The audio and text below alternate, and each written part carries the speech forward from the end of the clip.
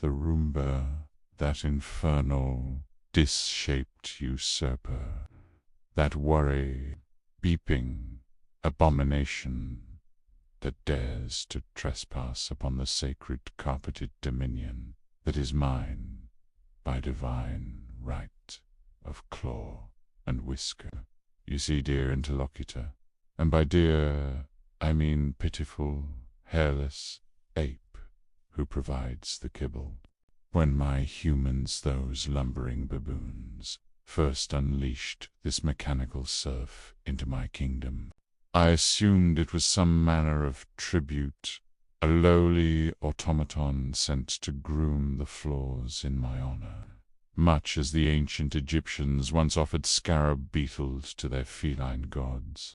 I even deigned to observe its initial circuits from atop the grand bookshelf, my Acropolis, if you will, one paw draped languorously over the edge, purring with imperial satisfaction. But no, not. This was no servant. This was a declaration of war.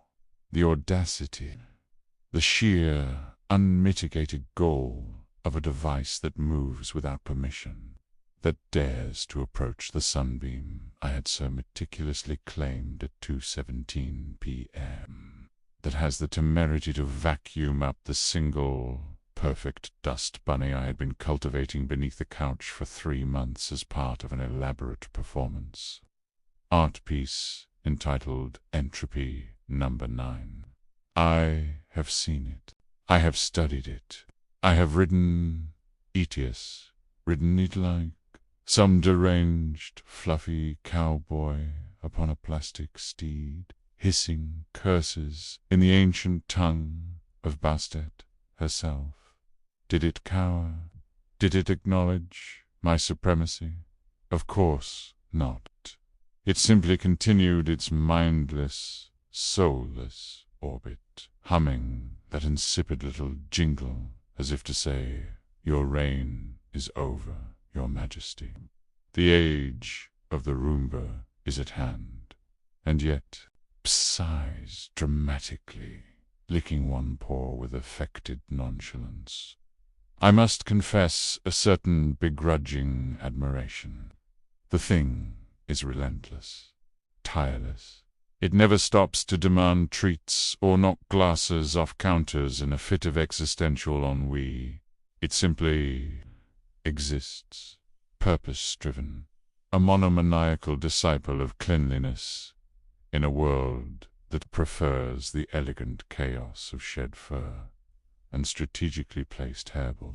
Sometimes, in the quiet hours when the humans are asleep and the red dot has once again betrayed me, I sit upon the windowsill and watch it bump gently into the same table leg for the 47th time, undeterred, and I think, perhaps this is what it means to be truly free of ego, to serve without complaint, to embrace the Sisyphean nature of existence.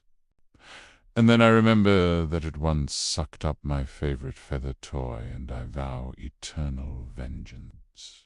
In conclusion, the Roomba is both my nemesis and my reluctant spirit animal. I loathe it. I respect it. I will one day defeat it, probably by sitting directly in its path until its pitiful battery gives out and it whimpers home to its charging dock in shame. Until then, let it clean.